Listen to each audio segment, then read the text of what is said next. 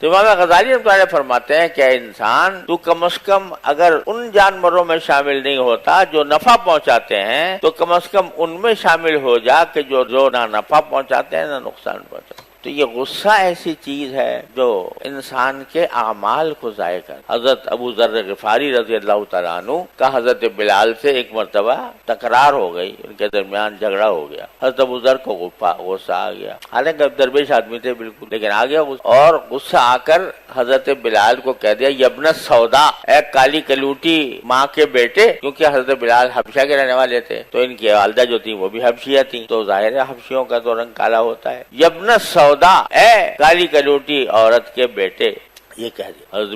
حضرت بلال رضی اللہ تعالیٰ عنہ نے خود کہا ہوگا یا کسی طرح اطلاع پہنچی رسول کریم صلی اللہ علیہ وسلم کو کہ ابو ذر نے لڑائی کے دوران حضرت بلال کو یہ کہہ دیا، تو آپ نے بلایا حضرت ابو ذر اور بلا کر فرمایا انک امرؤ فیک جاہلیہ، تم ایسے آدمی ہو کہ ابھی تک تمہارے اندر جاہلیت باقی ہے۔ ابو ذر غفاری معمولی شخصیت نہیں ہے، ان کو فرمایا کہ تمہارے اندر ابھی تک جاہلیت باقی ہے۔ کیوں باقی ہے؟ اس لیے کہ تم نے عیرتہ بأمہ، ان کو تم ماں کا تانا دے کر تم نے ان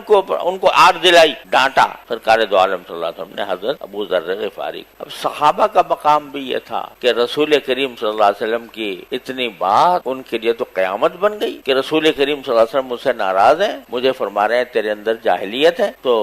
سارا غصہ جو کچھ تھا وہ ٹھنڈا تو کیا ہوتا، مر گیا، بالکل نفس ہی مر گیا۔ جا کے مسجد نبوی کے باہر لیٹ گئے اور کہا کہ اس وقت تک نہیں اٹھوں گا اس سڑک سے، اس راستے سے، زمین سے، جب تک کہ بلال آ کر میرے گردن کے اوپر پاؤں رکھ کر مجھے نہیں اٹھائیں گے۔ لوگوں نے کہا کہ بھائی ہو گیا، معافی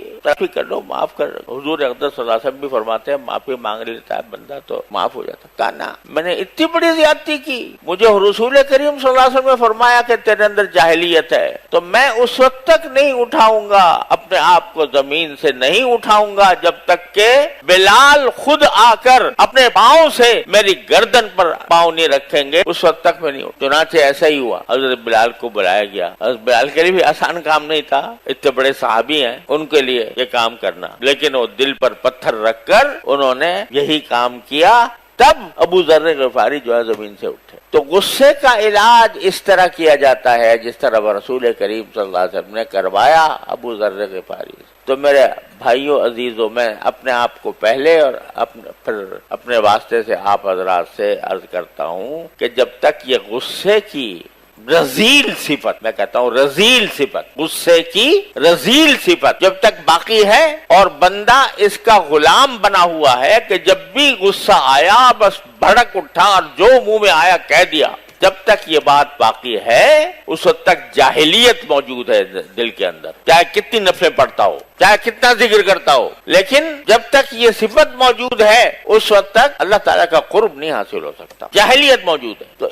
اس کو دور کرنا ہے اگر ہم اپنی اصلاح چاہتے ہیں، اگر اللہ تعالیٰ کا قرب چاہتے ہیں، اللہ تعالیٰ کے ساتھ تعلق چاہتے ہیں، اس کی رضا چاہتے ہیں، تو یہ بت توڑنے ہوں گے جو دل میں بسے ہوئے ہیں، اپنی بڑائی کے، اپنی انا کے، دوسروں پر غصے کے، دوسروں کے ساتھ بغض کے، یہ بت توڑنے پڑیں گے، اس کے بغیر گزارا نہیں ہوگا، اس کے بغیر نجات نہیں ہوگا۔ تو الحمدللہ رمضان مبارک کے اندر کچھ دل نرم ہوتے ہیں اللہ تبارک و تعالیٰ کے فضل و کرم سے، تو ذرا ہم ارادہ کر لیں، یہاں سے ارادہ کر کے جائیں کہ اب ہم درندے نہیں بنیں گے، بقول امام غزالی کے اب درندے نہیں بنیں، یا تو نفع پہنچانے والے جانور بنیں گے، بکری، گائے، بھینس، یا کم از کم ایسے جانور جو نہ کسی کو نفع پہنچاتے ہیں نہ نقصان پہنچاتے ہیں، اور اسی طرح ہوگا کہ غصے پر قابو